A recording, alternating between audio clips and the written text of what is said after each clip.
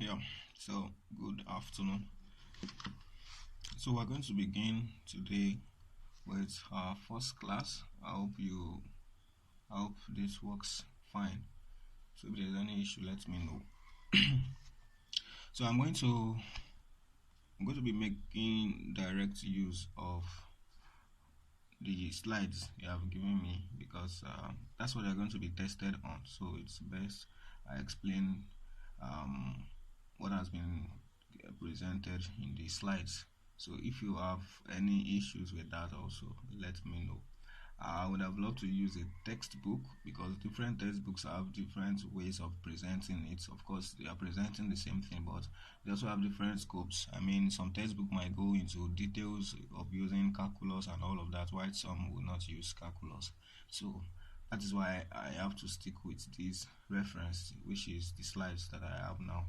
Okay, so I'm going to begin with the first lesson and we build it on from there. So the first lesson talks about introducing physics. So a sort of definition for physics. So in the case of physics, basically, it's just let me say in a simplistic way, it is just physical science. And you will recall from elementary level that science has to do with, from elementary school, we say that science is the study of living and non-living things. So in the case of physics, actually, we're also dealing with living and non-living things. But in this case, we are dealing with physical laws, that is, laws that can be observed physically. So in the case of physics, we're not dealing with, chemical changes or how something develops biologically and all of that. No, we're dealing with physical observations that, we can actually measure, we can bring up laws to see how bodies interact, how they relate and all of that. So we say the definition I have here is, it says physics is the science that describes the fundamental laws that govern nature. So in the case of physics, we want to see laws, we want to establish relationships between nature, I mean different elements or different components of nature. And for us to do this successfully, we have to be able to measure. If you want to, for instance, I cannot, if I make an observation, maybe I go visit somewhere and I see somebody who is actually very, very tall, like very tall.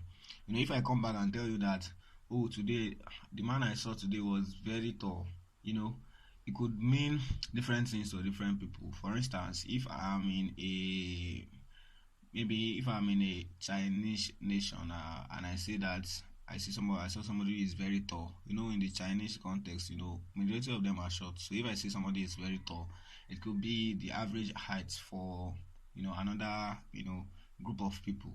So for me to actually be exact, for me to actually be able to relate my observation to any group of persons without having to sound ambiguous, such that whether I'm talking to a Chinese person or I'm talking to an English person or I'm talking to a Nigerian, if I make an observation, for me to be able to relate it properly, such that when I say this is what it is, everybody, irrespective of their background or the society they find themselves, will be able to actually understand or quantify what I'm saying. Then measurement is necessary. So that is why we make measurements in physics. For instance, instead of saying the man is very tall, for instance, I can use words like, okay, the man is, let's say, how do we put that now? Let's say it is 5 feet tall. Okay, depending on where you are saying this could mean very tall, this could just mean tall, this could mean average. Okay, depending on the context. Okay, so that is one. And so if I also talk about weight of somebody, for instance, if we happen to check somebody's weight and I find out, okay, this person is 70 kilogram, I can say this person is very, very massive or something like that. I can say this person has a lot of weight. But using that description is not exact. It's not something everybody can relate with. So for me to say something that everyone can relate with, I will have to use measurement again. I'll say, okay, this person is 50 kilogram. Let's say 50 has a mass of 50 kilogram. So with measurement, I will be exact, and anyone who sees or hears what I've said will actually understand or be able to quantify. What the person just needs to find out is, okay, how heavy is 50 kilogram, or how heavy is 1 kilogram, and from there they will be able to have an idea of what 50 kilogram is all about. Okay, for instance, when you go to the market to get fish, you can have an idea of what 1 kilogram, how heavy 1 kilogram will look like. So you already have an idea what 50 kilogram would look like, or would weigh like. So that is the essence of measurement in physics. That is why every physics textbook will start with measurement, because we will have to measure physical quantities at all times. Okay, so and that measurement can be carried out in different units or different quantities. So we have, but we know that is like the first thing you will have to do when carrying out when you want to actually study physics. Okay, it's observation. So we have different what we call scientific methods or stages of observation in physics. We have, number one, we have the observation of the phenomenon. So we're going to pick this one after the other and see what they actually mean.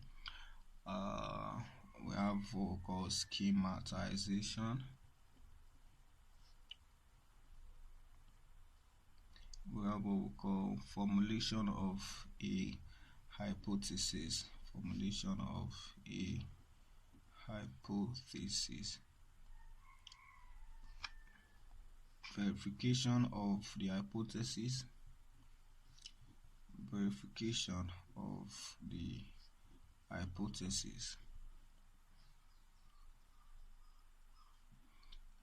Then quantitative formulation of laws. Quantitative formulation of laws. So altogether, this is called a scientific method. Okay, this from what we call the scientific method. So what do we mean by these things? Okay, some of them are actually self-explanatory, but nonetheless we will consider each one of them and see what they actually mean one after the other. Okay, so in the case of observation of the phenomenon, it means, of course, science stems from observation. You observe something. Even in biology, maybe you observe that you keep your eba for some days and you begin to see some growth on it. That's an observation. Then you go ahead to now find out what could be responsible for the growth. That's when you begin to try out other stages of this method. Okay, but now generally in physics, observation, when you see an object, for instance, you see that when you actually sit on the chair, like I am now, I'm seated on a chair now, I can observe that after some minutes, let's say 30-45 minutes of being stay put on the chair, I'll begin to feel some pain in my buttocks, and that's an observation. Like, okay, if I actually sit for a long time, I will feel some pain. That's an observation. And I may now want to find out, okay, when I feel this, okay, that's the first stage. So the first stage is done in that case. And I may now trouble myself with, okay, why am I feeling this why am I feeling this pain? What are the causes? What could have led to all of this? And now that's what we mean by schematization. So in schematization, you are looking at the causes of what you have observed. That is, what has brought about this phenomenon that I have observed. In this case, I have observed that when I sit down for quite some time, like 30-45 minutes, I'll begin to feel some pain in my buttocks. So I may want to find out what could be responsible for all of this. Okay, and in that I will then list out some things maybe I think will be responsible, or some things I have seen. Okay, maybe I find out that when I actually sit down on this chair for 30 minutes without if the chair has very hard material, let's say I'm sitting directly on the wood, I may observe that it actually causes more pain compared to when I'm sitting on one that has let's say just foam, yeah, even if you place just foam on this, you know that okay, you feel less pain. Okay, so I may want to say that okay, what could be the cause of this pain? It is probably the nature of the surface I'm sitting on. So that's an observation. So in that case, I begin to schematize that okay, one of the major causes of this thing I've observed is the nature of the surface I'm sitting on. That's a way that's one of the things I can say. And then another thing I may observe is I may observe that the pain will actually be more if I actually not just seated, like I'm not seated like empty. Maybe I'm seated here and I have a box. Let's say I have a box, or let's say I have a carton of drink, maybe a carton of let's say malt, okay, on my laps, and I'm seated on a wooden chair. I observe that the pain will actually be much after, and it will even take less time for me to begin to feel the pain. So I may, with that, because of that observation, I'll say okay, based on this, it is also likely that the weight, or my weight, or the total weight that is actually resting on this platform will determine how much pain I will feel. So I will also list that. That's under my schematization. So I've been able to observe one or two causes of this thing I've observed. I've observed a phenomenon of pain after sitting on the platform for some minutes. So now I've been able to also tell what are the possible causes or dominant causes of this pain, of this phenomenon. So I list that out. Okay, so I can go on and on and on and on and begin to say, okay, what else could be responsible? And I begin to list out all those things. So from what I've said now, I know that weight would be responsible. Okay, that's the total force that's acting on the surface, and again the nature of the surface will be responsible. So that is another thing that could be responsible for. So at my schematization stage, I begin to do all of this. So I can say that okay, how would I actually quantify nature of the surface? Okay, that's still in the schematization phase. How would I actually quantify weight such that it will not sound vague next time when I want to actually make an observation? I want to be able to quantify this thing. I want to be able to actually measure it and be able to tell exactly what it is, or something very close to being exact now. So I can say, okay, the weight, I can measure the weight and actually denote it as W, okay, and I'll measure it in Newton. Okay, we're still going to come to that. And I can also measure the nature of the surface. If I want to tell the nature of the surface, I can tell it by looking at what we call the coefficient of friction, okay, on the surface, okay, between the two surfaces in contact, that is between the material of my cloth and the chair I'm sitting on. So that will be the coefficient of friction, and it is actually a coefficient. It has no unit. It is unitless. You get to understand what I mean by that. So at this stage, I've actually completed my schematization. I've been able to tell what are the dominant causes and the ancillary causes. Now we then move to the next stage of our scientific method, which is formulation of a hypothesis or model. Okay, hypothesis means that it is just like a guess. I'm trying to guess that, okay, based on what I have observed, okay, in my stage 2, I've been able to tell which is the dominant cause and which is the ancillary cause. Okay, that is which one has more effect on what I have observed. Okay, which one has a less effect? It affects it, but it is not so much as the first one. So based on that, I can now make a guess. It can be that I actually try to write an equation, okay, relating this and the kind of pain I feel. Okay, so and that kind of the pain that we're talking about actually is actually something real in physics, and it is actually called friction. Okay, that's the way to actually talk about it in this case. Okay, I think we still get to that. So in the case of friction, I can now say, okay, I know that I will observe friction, okay, which is some resistant force between the surfaces in contact between my buttocks and the chair, and I can say, okay, let's say that friction is also some force. So I have three quantities or parameters I've observed: friction, I've observed the coefficient of friction, and I've observed weight. So with this, with this, my schematization is complete, but now I want to do a formulation. I want to guess a relationship between these three parameters. That is, I want to find out how much effect this one has on the friction and how much effect this one has on the friction. So I want to establish a relationship between these three parameters. So to do that successfully, I will have to formulate a hypothesis, or what we call a model. Okay, model simply means a representation. Is it the same thing as model in real life? When you hear of model in real life, somebody, you are probably thinking of somebody that goes to a parade, maybe what do you call it now, beauty pageant show.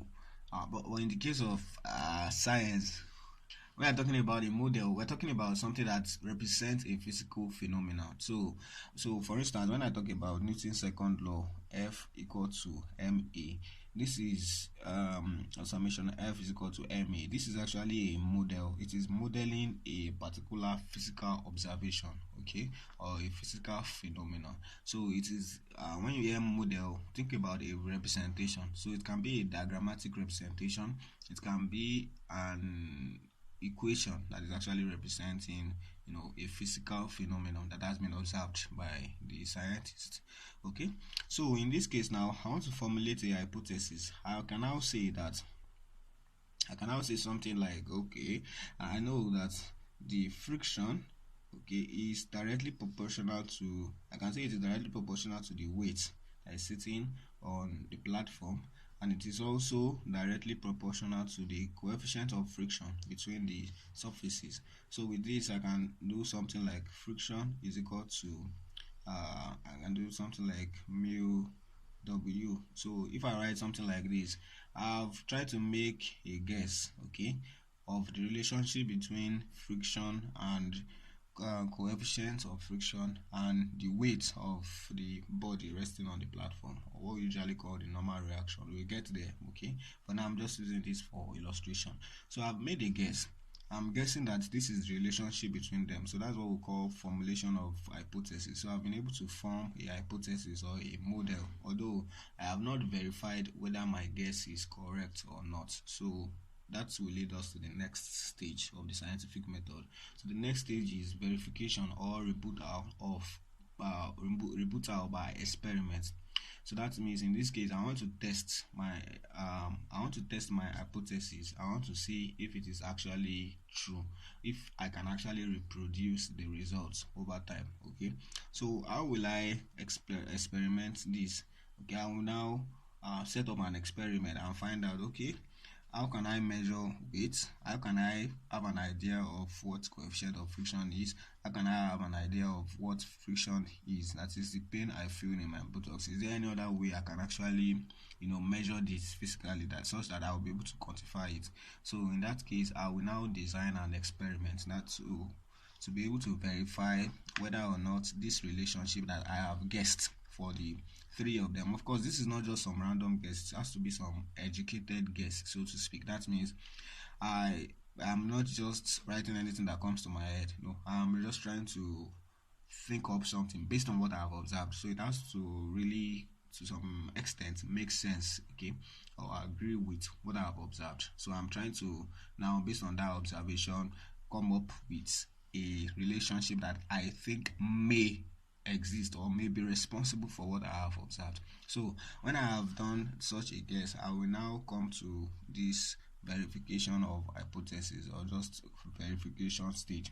So in that case, I want to carry out an experiment. I'll design an experiment and find out. So for instance, if I am able to get a means to actually measure this and this, okay, if I'm able to get a means to measure friction, that's the level of pain I feel, okay, and the weight, the total weight that is resting on the platform or that is resting on me, okay, I can actually design an experiment. Maybe in my experiment now, I now list out everything and now say, okay, what is the level of pain I feel, and then what is the weight responsible for such in this case, so I can grade my level of pain.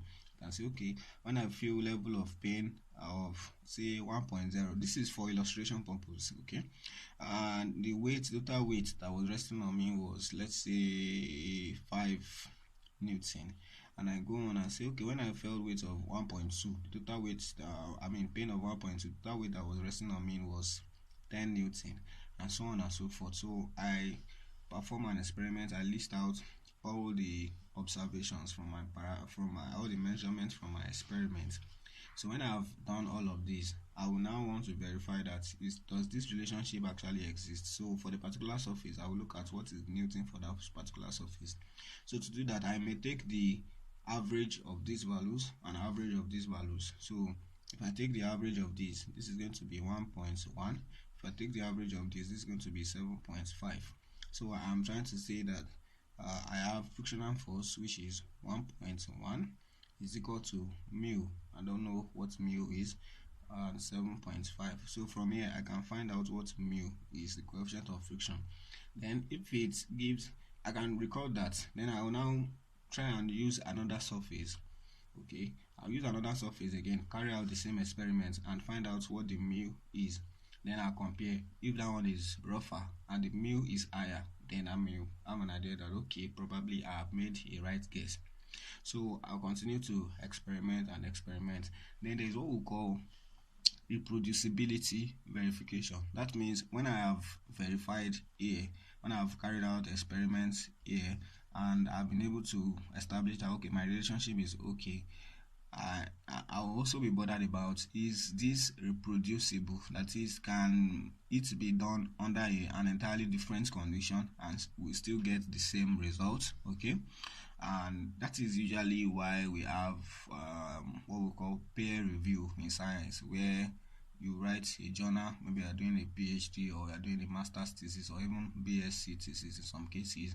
You perform the experiment, you come up with a new knowledge that you think will actually, help the field.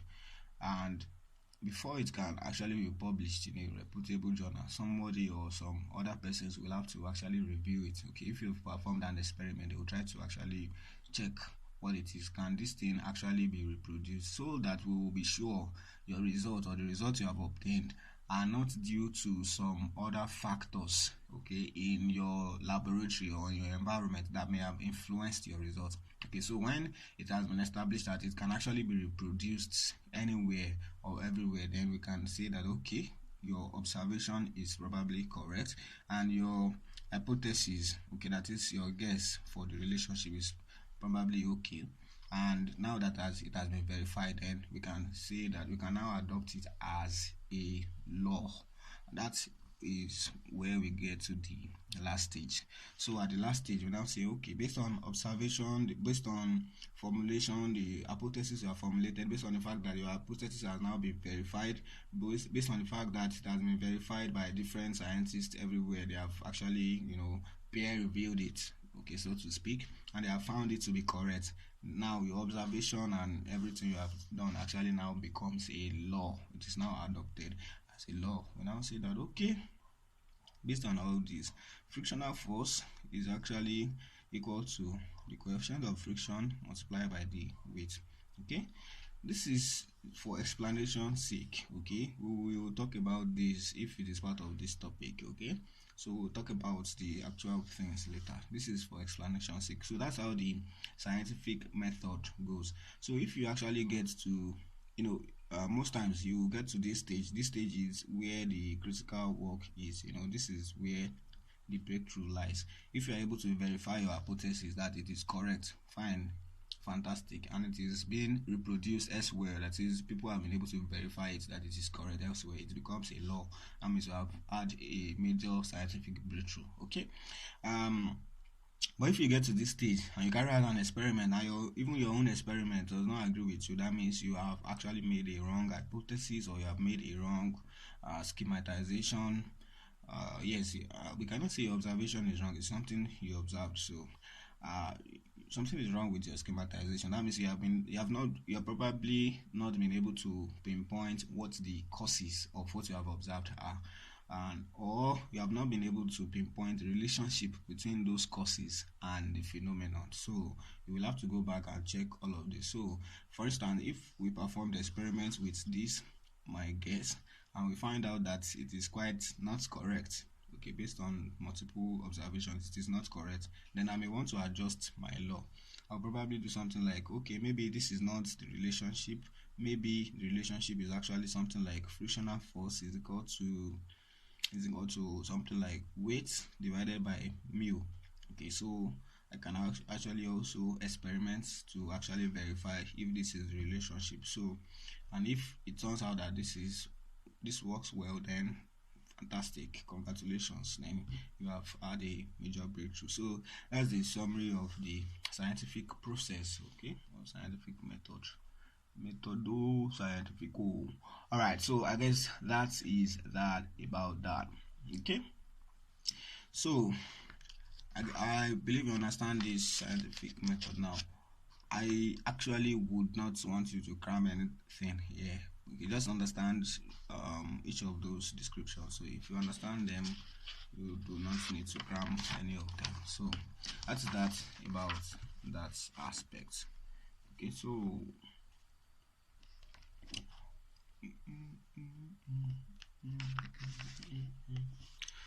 in our observation in experiment to actually facilitate our experiments, we will need to actually measure quantities. Okay, we have to measure quantities. Like I said, now all these things I've mentioned, force, weight, friction, and all of that will have to be quantified. That is when you can actually have this table and all of that. So that tells you again the essence of measurement. So we will now look at measurements and units. Okay, so we have them all sorted already. We are not trying to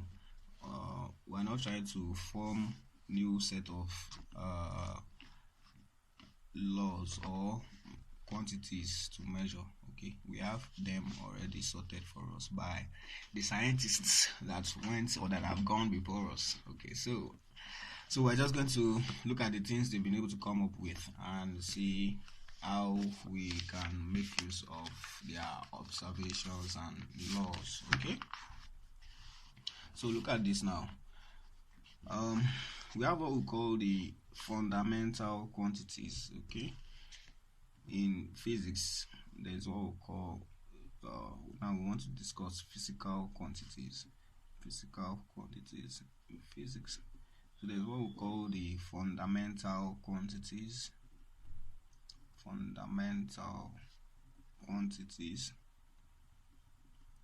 and there's what we call the derived quantities.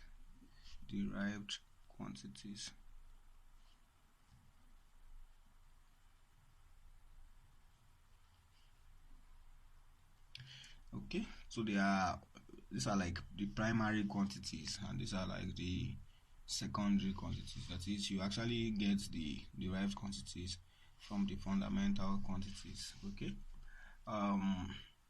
so when you talk about fundamental quantities, they refer to quantities that you can measure directly. That is, it can be known by direct observation. You don't have to actually develop some kind of let's say, you don't have to actually develop a hypothesis or try to establish a relationship, or no relationship between it and other quantities was actually necessary to be able to measure it in the first place. For instance, time. We know that time passes. Okay, so there's passage of time. So for you to measure passage of time, you just need to find out the interval between two events. So if you are able to get the interval or quantify the interval between two events, then you have been able to measure time. Okay, we talk about length. For instance, length, you can actually be able to measure length. If you're able to say, okay, from this point to this point, I want to call this point to this point 1 meter, then I know that from this point, okay, that's if I'm saying this point to this point is 1 meter, or I am calling this point to this point 1 meter, then I know that it will follow that this point to this point is 2 meters. So that is a direct observation. Okay, so that is a fundamental or primary quantity, something that I can measure directly. Okay, so quantities will usually have what we call magnitude. Magnitude simply means the size. So for instance, if I measure mass of a body, which is what you usually do when you go to buy fish, you measure mass of a body, you can see that the mass is 1 kilogram. You can see the mass is 5 kilogram. That 5 are the magnitude in that case. Then the kilogram you have added is the unit. Okay, without the unit, the whole thing does not make sense. For instance, this I had to say it is 1 meter. I'm not implying that this from this point to this point is 1 meter. This is for explanation or illustration sake. Okay, so if I did not add the meter, then it would not make sense, because that means you could easily say that this was probably 1 kilogram or 1 feet or whatever. So it is the unit that makes it make sense. Okay, so it is just like I get into a class and I say that I give students question and I say, oh, if you're able to tell me the right answer to this question, I'm going to give you 5,000. Okay, I just said 5,000. I have not said whether it is 5,000 naira or 5,000 strokes of the cane or $5,000 or let's say 5,000 pence or 5,000 naira worth of book. Okay, so I have not been specific. So in that kind of situation, an excited student may have already made up their mind that, oh, I'm talking about money, okay, and because of that, they will just rush and give me the answer to what I've said and feel in the hope that I will give them money. But I'll now say, okay, if you had listened well, you would notice, or you would have noticed, that I did not mention money. I did not attach any unit to it, which means now I am free to say whatever I meant or I did not even mean. Okay, I can say, okay, it may be that I actually meant money, but because they have not paid attention, I can say I did not mean money. I actually meant 5,000 strokes of the cane. So are you ready to take that, or